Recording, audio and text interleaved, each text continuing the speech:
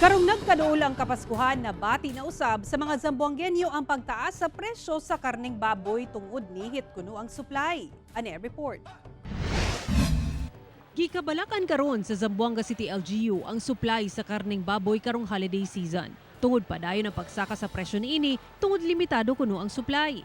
Gikan sa Zamboanga del Sur, Zamboanga del Norte ug Zamboanga Sibugay ang supply sa baboy sa Zamboanga City. Accordingly, medyo nararamdaman na po yung shortage ng supply po natin ng baboy dito sa Zamboanga.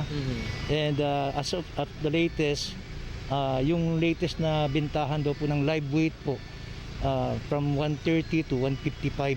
Karong holiday season, gilauman nga musaka pa ngadto sa 260 pesos per kilo ang karning baboy sa Zamboanga City. Busa na nawagan ang Department of Agriculture Region 9 nga i-regulate pagpadala og baboy ngadto sa National Capital Region. Gani ning bag-ulang, miabot sa Zamboanga City si DA Secretary William Dar aron tukiun ang padayong pagtransport og live hogs gikan Zamboanga Peninsula padulong sa NCR. Sa datos sa Bureau of Animal Industry sa DA Region 9, miabot na sa kapin 23,000 live hogs ang napadala sa NCR gikan Enero hangtod Oktubre ning tuiga. Tungod sa kanihit niini, misa kasab ang presyo sa lechong baboy.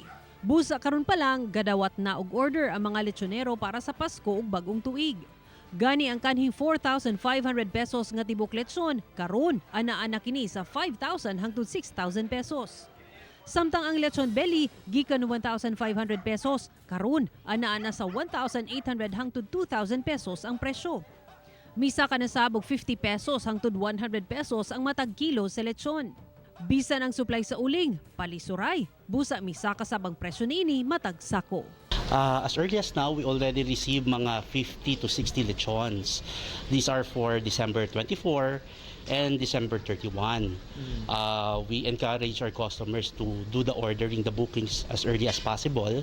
Ako si Sarah Hilomen Velasco para sa One Mindanao.